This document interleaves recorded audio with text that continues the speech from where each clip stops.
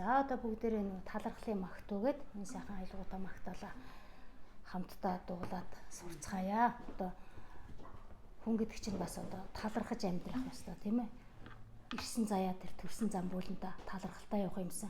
Заяасан бүхэндээ, замлингийн бүхэнд, тэр оноогцсон бүхэндээ, орчлонгийн бүхэнд бас одоо талархаж амьдрах нь зүйтэй гэдэг. За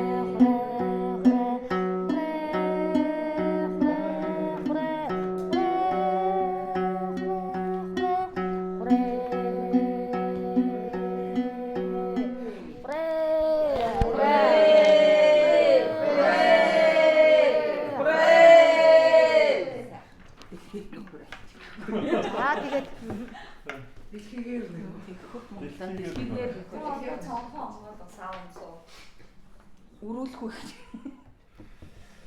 За тэгээд миний энэ номдоо танилцаад дотроос бас одоо ингээд сайхан суралцж байгаа 5 хүндээ маш их талархлаа.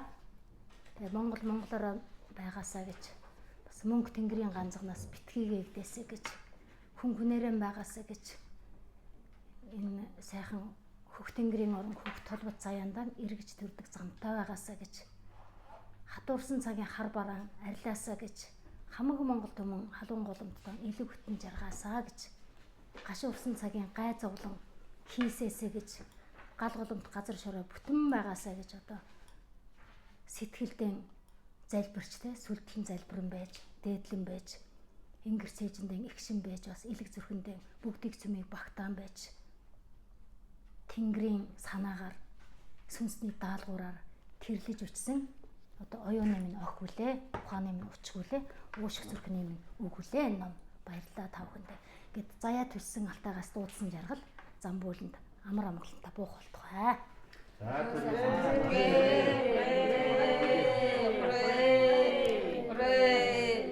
Таны үйл хэрэг Монгол түмэн дээр төгөн дэлгэрч монголчууд мань амандаа бэлгтэй тийм сайхан одоо ерөөлтэй хурдтай тийм сайхан зөв төвшин ард түмэн болж хүмүүжин сэргэн мандгээ.